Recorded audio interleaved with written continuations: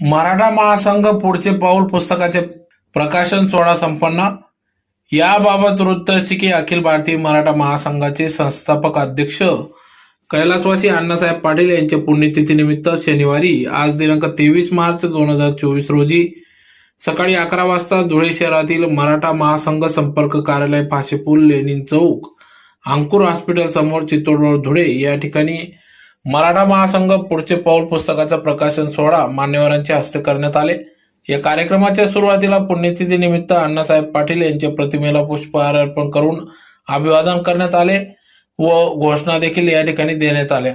तर यावेळेस मराठा समाजाचे ज्येष्ठ नेते सुधाकर दादा बेंद्रे, भानुदास बगदे, संदीप पाटोडे, नानासाहेब कदम, भैया शिंदे, निंबा नाना मराठे, चिंतामण नाना ताकटे, विनोद तात्या जगताप, राजेंद्र काडे, सौ रत्ना माडे, भारती बागल, सुनील ठाणगे, श्याम